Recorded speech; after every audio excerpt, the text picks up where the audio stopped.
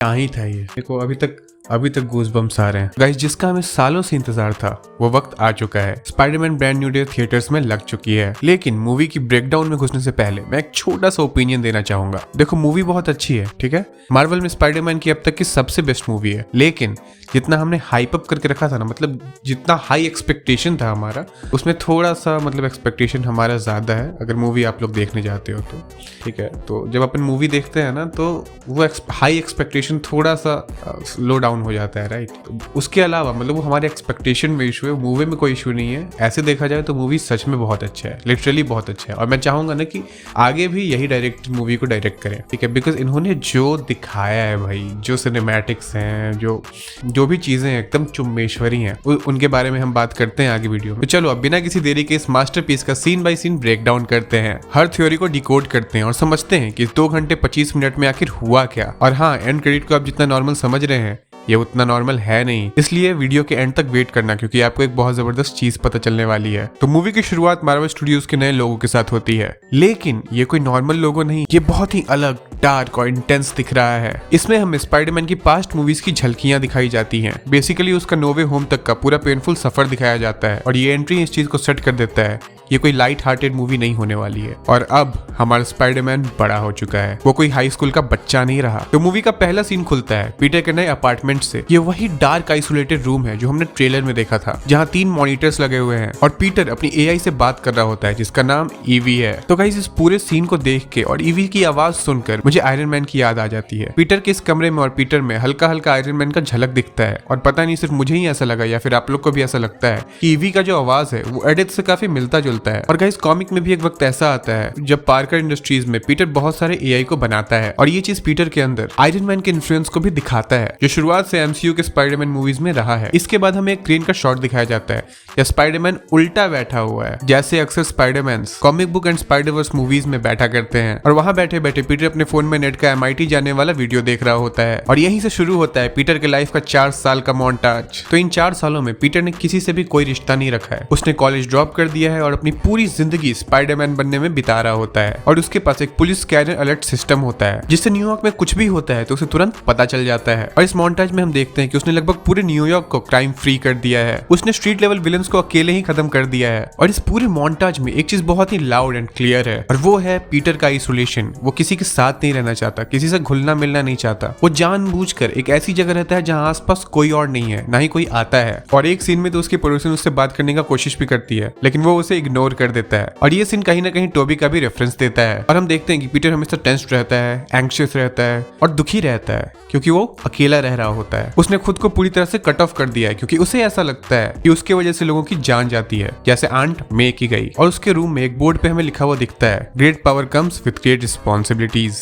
लेकिन हाँ, पीटर की एक फीमेल पुलिस ऑफिसर दोस्त है जो लगभग उसकी आंट मे की उम्र की है और उसके 2 बच्चे हैं जिनमें से एक का नाम पॉपी है। वो पीटर से फोन पे बात कर रही होती है और पीटर को समझाती है कि हमेशा काम मत करते रहा करो और अपनी मेंटल हेल्थ का थोड़ा ध्यान रखो। और गाइस यहाँ पे मैं एक कॉमिक बुक का रेफरेंस देना चाहूंगा। तो ये जो पुलिस ऑफिसर है ये कैरेक्टर कॉमिक बुक की फेमस कैप्टन जीन डिवॉल्फ का MCU वर्जन है। तो कॉमिक बुक में जीन डिवॉल्फ स्पाइडरमैन की सबसे भरोसेमंद पुलिस सलाह होती हैं। और हाँ, इस सीन के बाद हमें ये पता चलता है कि स्पाइडरमैन का पुलिस और DODC के साथ बहुत अच्छा रिलेशन है। और अब इसके अगले सीन में पनिशर की एंट्री होती है और इस पूरे मोन्टाज में हमें बहुत सारी चीजें दिखाई जाती हैं, जैसे पीटर बहुत सारे विलन्स को पकड़ता है। तो मोन्टाज खत्म होने के बाद प्रेजेंट टाइम में जब पीटर अपनी पुलिस दोस्त से बात कर रहा होता है तभी उसके फोन पे एक अलर्ट आता है। एक टैंक है जो शहर में तबाही मचा रहा होता है और स्पाइडी उसे रोकने पहुंचता है। और जब स्पाइडी उस टैंक को रोकने की कोशिश कर ही रहा होता है कि तभी और यहाँ एंट्री होती है द पनिशर की, यानी अपने फ्रैंक कैसल की। पनिशर उसे अपने गाड़ी से उड़ा देता है। ये वही सीन है जो हमने ट्रेलर में देखा था, जहाँ पीटर पनिशर के बंदूक के ऊपर जाले फेंक देता है। और यहाँ हमें स्पाइडी और पनिशर के बीच में बहुत ही इंटरेस्टिंग बॉन्डिंग और बैंटर दिखाया जाता है। और स्पाइडी बार बार पनिशर को स्टेटन आइलैंड का ताना मार रहा होता है। स्पाइडी कहता है कि उसने स्टेटन आइलैंड पर पनिशर की जान बचाई थी। तो गाइस MCU में ऐसे ऑन स्क्रीन तो कभी नहीं हुआ है और न ही कॉमिक बुक में इसका कोई एग्जैक्ट रेफरेंस है, लेकिन उस 4 साल के मोन्टाज में शायद स्पाइडी ने पनिशर की जान बचाई होगी। और guys the amazing Spiderman issue number 129 में जब स्पाइडी और पनिशर की मुलाकात होती है तो उस डायनामिक को यहाँ परफेक्टली अडेप्ट किया गया है। हाँ, तो आगे हम देखते हैं कि टैंक दीवार तोड़कर डीओडीसी के अंदर घुस चुका है, लेकिन स्पाइडी ने उसे रोक लिया है। और यहाँ एक बहुत ही इंटरेस्टिंग डार्क एक्शन सीक्वेंस होता है। तो जब टैंक को खोला जाता है तो अंदर सिर्फ एक बूढ़ी औरत निकलती है, लेकिन ट्विस्ट ये है कि उस औरत का अपने ऊपर कोई कंट्रोल नहीं होता, उस पर किसी और का कंट्रोल होता है। और स्पाइडी अपने स्पाइडी सेंस से उसके कंट्रोल को एक माइंड से दूसरे माइंड में जंप करते हुए देख सकता है, और वो इसी तरह माइंड जंप कर करके स्कॉर्पियन को भी बचा लेती है। और इसी बीच जब वो विलेन स्पाइडी के ब्रेन में घुसने की कोशिश करती है तो वो ऐसा कर नहीं पाती है। स्पाइडी उसे अपने दिमाग से निकाल फेंकता है। तो इस मिस्ट्री को सॉल्व करने के लिए स्पाइडरमैन एमसीयू के करंट ब्लैक विडो के पास जाता है, और इसके ऑफिस का सीन एक बहुत ही फनी सीन होता है, जहाँ वो स्पाइडी को हॉट वाटर पूल में उतर के उससे बात करने के लिए कहती है। और यहाँ हमें समझ आता है कि स्पाइडी उससे मिलने के लिए क्यों आया था। असल में स्पाइडी को लगता है कि ये जो माइंड कंट्रोल वाला सीन है ये उन्हीं लोगों ने किया है जिन्होंने विडोज को माइंड कंट्रोल करके रखा हुआ था, लेकिन अपनी येलेना उसको बताती है कि ऐसा कुछ भी नहीं है। और स्पाइडी को बहुत सारे डिटेल्स भी देती है और उसे वी मैक्स के बारे में बताती है। वो कहती है कि वो इंसान जो भी है वो वी मैक्स को ढूंढ रहा है। और इन्हीं चीजों के बारे में जानने के लिए पीटर डीओडीसी के हेड बिल मेट्सगर से मिलता है, और उससे सभी बातें करने के बाद तो पीटर जब डीओडीसी के अंदर जा रहा होता है तो हमें ट्रेलर का वही सीन दिखाया जाता है जहां हमें स्पाइडी का बॉडी स्कैन दिखाया गया था। तो वो बॉडी स्कैन असल में ब्रूस बैनर ने नहीं किया था, वो डीओडीसी वालों ने किया था। और यहाँ सोनी ने हमारा बहुत तगड़ा काटा है। हाँ, तो पीटर बिल से सभी बातें करने के बाद उससे वी मैक्स के बारे में पूछता है, लेकिन बिल उसे कहता है कि उसे उसके बारे में कुछ भी नहीं पता है। इसके बाद पीटर एक स्टोर में बैठा हुआ होता है, तभी उसे एक आवाज सुनाई देती है जो कि नेड की होती है। फिर पीटर नेड का पीछा करने लगता है, और नेड का पीछा करते करते पीटर एमजे और नेड की हाउस वार्मिंग पार्टी में पहुंचता है। और उसके वहां पहुंचते ही हमें पता चलता है कि नेड स्पाइडरमैन से बहुत ज्यादा ऑब्सेस्ड है, और नेड उसे बताता है कि असल में वो कोई साइको नहीं है, उसे बस स्पाइडरमैन बहुत ज्यादा पसंद है। और उसने स्पाइडर ट्रैकर नाम का एक ऐप भी बनाया है जिससे कोई भी स्पाइडी को ट्रैक कर सकता है। और इस ट्रैकर को याद रखना दोस्तों, क्योंकि एंड क्रेडिट इसी ट्रैकर पे टिका हुआ है। तो गाइस, मुझे ऐसा लगता है कि नेड का ये ऑब्सेशन कॉमिक्स के इशू नंबर 237 और 238 का रेफरेंस दे रहा है, जहां नेड को माइंड कंट्रोल टेक के जरिए हॉब गॉब्लिन का फॉल गाय बना दिया गया था। और इसके बाद पीटर को पार्टी में कुछ ऐसा दिखता है जिससे पीटर का दिल टूट जाता है। पीटर देखता है कि एमजे अपने नए बॉयफ्रेंड को किस कर रही होती है, और ये देखते ही वो अंदर तक हिल जाता है। और गाइस, ये सीन सच में बहुत ज्यादा पेनफुल था। हाँ, तो पीटर ये देखते ही वहां से निकल जाता है, और वो अंदर तक इतना ज्यादा हिल चुका था, इतना ज्यादा डिप्रेस्ड हो चुका था कि उसके अंदर म्यूटेशन ट्रिगर कर जाती है। और ट्रेलर में हमने जो डरावना कुकून वाला सीन देखा था वो यहीं पे होता है। और उसका एआई ईवी उसे बताती है कि स्पाइडर डीएनए हार्मोन्स में भारी बदलाव आ रहे हैं, और यहीं अपने स्पाइडी को ऑर्गेनिक वेब मिल जाता है, और वो पहले से कई गुना ज्यादा पावरफुल हो जाता है। लेकिन जब वो इस नए पावर को पोजेस करता है तो वो खुद पर अपना कंट्रोल खो देता है, बिल्कुल हल्क की तरह। और यहाँ पे हमें एक और बहुत ही इंटरेस्टिंग चीज दिखती है। हमें दिखता है कि पीटर का आंख पूरी तरह से ब्लैक हो चुका है। तो रेडिट पे इसके ऊपर बहुत लोग कुछ थ्योरीज दे रहे थे, और उनके अकॉर्डिंग वो इसे सिम्बायोट से जोड़ रहे थे, लेकिन ये कॉमिक्स के द सिक्स आर्म्स सागा का एकदम एक्यूरेट अडेप्टेशन है। तो गाइस, जब पीटर का मेंटल स्टेट एक्सट्रीम स्ट्रेस में होता है तो उसका स्पाइडर साइड उसके ह्यूमन साइड पर हावी होने लगता है। तो पीटर अपने नए पावर्स पर कंट्रोल पूरी तरह खो चुका है। लेकिन इसी बीच वो अनजान विलेन स्कॉर्पियन का माइंड कंट्रोल करके डीओडीसी वालों पे हमला कर रही होती है, और उनसे वीमैक्स का सच उगलवाने का कोशिश करती है। और तभी स्पाइडी उसे रोकने के लिए वहां पहुंच जाता है, लेकिन स्पाइडी का कंट्रोल अपने पावर्स पर नहीं है, और एंड में ट्रिगर होकर स्पाइडी आउट ऑफ कंट्रोल होकर उससे लड़ता है, और इसी वजह से वो लगभग एक पुलिस ऑफिसर को घायल कर देता है। और पीटर की वो पुलिस दोस्त उसे वार्निंग देती है कि तुम्हारे साथ जो भी हो रहा है इसे जल्दी ठीक करो, क्योंकि अगली बार मैं तुम्हें नहीं बचा पाऊंगी। और यहीं से एंट्री होती है हमारे ब्रूस बैनर की। तो अगले दिन पीटर ब्रूस बैनर के लेक्चर में जाता है, जो कि अब एक फिजिक्स टीचर की लाइफ जी रहा है। तो पीटर उससे उसके इनहिबिटर के बारे में पूछ रहा होता है, लेकिन बैनर तुरंत समझ जाता है कि ये लड़का उनके स्टूडेंट्स में से एक नहीं है, और ये बहुत ज्यादा स्मार्ट है। फिर भी बैनर को उस पर भरोसा होता है, और बैनर उसे बताता है कि कैसे उसने अपने हल्क वाली म्यूटेशन को कंट्रोल किया था। फिर पीटर बैनर की थ्योरी को यूज करके एक यूनिवर्सल इनहिबिटर बनाता है, और जब वो डिवाइस बना रहा होता है तो हमें फिर से पीटर के अंदर टोनी की झलक दिखती है। और इसके बाद अगले सीन में जब पीटर अपनी इनहिबिटर की टेस्टिंग कर रहा होता है तब वो मिस्टीरियस विलन अलग अलग लोगों के ब्रेन में घुसकर पीटर से बात करती है। और बात क्या करती है, वो एक तरीके से उसको थ्रेटन कर रही होती है, और इसी बीच वो उसका नाम भी लेती है। वो कहती है पीटर पाकर, और तब हमें समझ आता है कि वो विलन पीटर के घर में है, और उससे पीटर का नाम, पीटर की पहचान सब कुछ पता चल चुका है। उसने वो लेटर पढ़ लिया है जो पीटर ने एमजे के लिए लिखा था, और फिर वो पीटर को धमकाते हुए कहती है कि अगर उसने बीच में आना बंद नहीं किया तो वो एमजे को जान से मार देगी। और ये धमकी देते हुए वो ऐसा दर्शाती है कि वो एमजे के पास जा रही है उसे मारने के लिए। अभी अपना पीटर पागल होकर एमजे को बचाने के लिए भागता है, और एमजे के अपार्टमेंट में जाकर उसे कन्विंस करके अपने साथ एक सेफ जगह ले जाता है। लेकिन इसी बीच वो दोनों एक टेरेस पे रुकते हैं, और यहाँ एक पल को हमें लगता है कि एमजे को सब कुछ याद आ गया है। वो पीटर को किस करती है, लेकिन तभी हमें पता चलता है कि उसके दिमाग में वो मिस्टीरियस विलन है, और असल में वो ये सब चीजें कर रही है, एमजे नहीं। माइंड कंट्रोल के इन्फ्लुएंस में एमजे छत से कूद जाती है। दोस्तों, ये सीन एंड्रयू जो कि द अमेजिंग स्पाइडरमैन मूवी का रेफरेंस है। और जैसे ही स्क्रीन पर ये सीन चल रहा होता है तो सभी लोगों की सांसें थम जाती हैं। लेकिन इस बार पीटर तैयार था और उसने अपना इनहिबिटर पहना हुआ था। उसकी पावर्स कंट्रोल में थी। वो अपना वेब फेंकता है और एमजे को बचा लेता है। फिर वो एमजे को सेफ जगह के नाम पर पनिशर के घर पर ले जाता है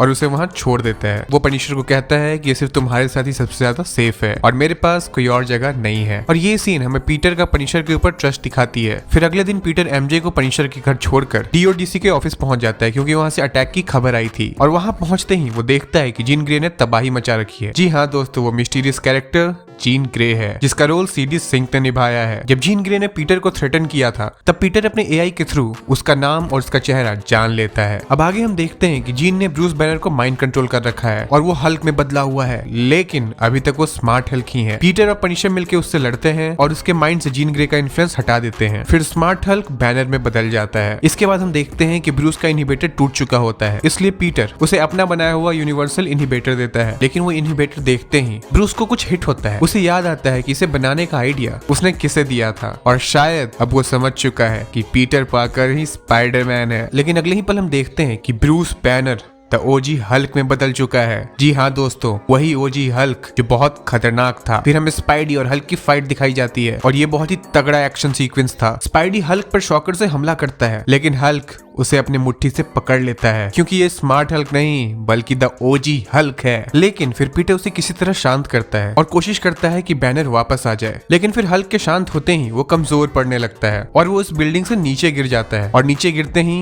वो वापस बैनर में बदल जाता है। फिर बैनर को हॉस्पिटल ले जाया जाता है और उसे कस्टडी में रखा जाता है। लेकिन दूसरी तरफ हम देखते हैं कि द पनिशर, जिसके बारे में हम लोग सोच रहे थे कि उसे माइंड कंट्रोल नहीं किया जा सकता, असल में जीन ग्रे ने उसे माइंड कंट्रोल कर लिया है और उसके अपने इशारों पर नचा रही होती है। लेकिन दूसरी तरफ से हमारा स्पाइडी आता है और जीन ग्रे पर वो इनहिबिटर लगा देता है जिसकी वजह से जीन अपने पावर्स यूज नहीं कर पाती। लेकिन बेहोश होते वक्त जीन एक नाम लेती है और जब पीटर बिल से सारा के बारे में पूछता है तो बिल कहता है कि वो इसकी एक्स गर्लफ्रेंड थी और जेन ने उसे बिल के दिमाग में देखा था। फिर पीटर जैसे ही वहां से पनिशर के घर लौटता है तो वो देखता है कि एमजे ने वो लेटर पढ़ लिया है। लेकिन एमजे उसे कहती है कि उसे वो बिल्कुल याद नहीं है और वो उससे प्यार नहीं करती। और यहाँ अपने पीटर का दिल फिर से टूट जाता है। उसका चेहरा बिल्कुल लटक सा जाता है। लेकिन इस बार पीटर अपनी हिम्मत नहीं खोता। फिर एमजे उसे कहती है कि उसे अपने घर छोड़ दे और पीटर एमजे को उसके घर ले जाता है। लेकिन एमजे उसे कहती है कि चलो नेड से मिल लो। फिर पीटर उनकी बिल्डिंग में जाता है और नेड से मिलता है, लेकिन स्पाइडरमैन बनकर। यहाँ हमें नेड और पीटर के बीच वही बेस्टी वाली वाइब दिखती है। वो लोग आपस में काफी बातें करते हैं और हमें पता चलता है कि नेड काफी स्मार्ट हो चुका है। और यहाँ बातों ही बातों में जब पीटर एमजे को अपना केस कन्फेस कर रहा होता है तो एमजे उसे बताती है कि उसे कुछ भी याद नहीं। और तभी पीटर को हिट करता है कि बिल ने उससे झूठ कहा था कि सैरा कौन है। और इसके बाद पीटर फिर से अपनी नई ब्लैक विडो से बात करता है वीडियो कॉल पर। तब वो पीटर को बताती है कि जीन ग्रे की एक बहन थी सारा ग्रे, जिसे डीओडीसी वालों ने किडनैप कर रखा था। और तब पीटर को रियलाइज होता है कि उसने कितनी बड़ी गलती कर दी है कि जीन तो बस अपनी बहन को वापस पाना चाहती थी और वो कोई विलन नहीं है। फिर क्या, अपना पीटर निकल पड़ता है डीओडीसी की तरफ जीन को बचाने। लेकिन जब वो निकल रहा होता है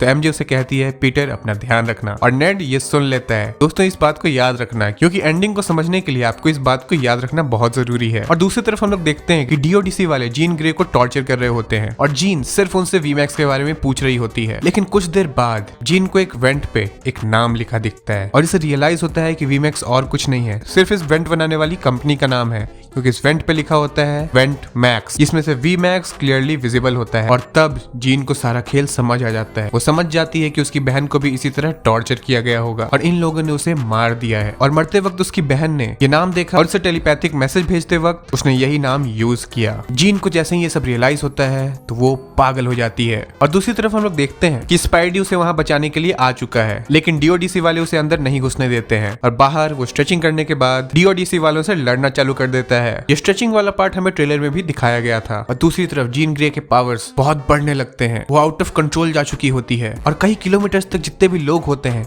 सब उसके कंट्रोल में आ जाते हैं। ये एकदम रोंगटे खड़े कर देने वाला सीक्वेंस था। और अब हम लोग देखते हैं कि जीन ग्रे सिर्फ लोगों को नहीं चीजों को भी कंट्रोल कर सकती है। वो बिल्कुल बैडएस बन चुकी है और फिर वो द हैंड को माइंड कंट्रोल करती है और पीटर से लड़वाने लगती है। पीटर जब द हैंड से हारने लगता है क्योंकि द हैंड के पास ऐसे वेपन्स थे जो खासकर पीटर को ही हराने के लिए बनाए गए थे। फिर इस एक्शन सीक्वेंस में हम देखते हैं कि पीटर जब हारने लगता है तो अपना इनहिबिटर निकालकर फेंक देता है। हम सबको लगता है कि वो अब आउट ऑफ कंट्रोल होने वाला है और वो द हैंड के लोगों को मार डालेगा। जीन उससे कहती है कि सोच लो तुम कौन हो, पीटर या स्पाइडरमैन। तो अपना स्पाइडरमैन कहता है दोनों। और फिर हमें पता चलता है कि उसने अपने पावर्स पर कंट्रोल पा लिया है और उसके बाद वो क्या स्ले करता है। हमें पीटर का बदला हुआ रूप दिखता है, वो कितना ताकतवर हो चुका है वो दिखता है। वो द हैंड को एक चुटकी में हरा देता है और फिर वो जीन को समझाने के लिए उसके पास जाता है। जीन अब उसको धमकाती है और उससे कहती है कि मैं अब इतनी पावरफुल हो चुकी हूँ कि तुम्हारे दिमाग में घुस सकती हूँ।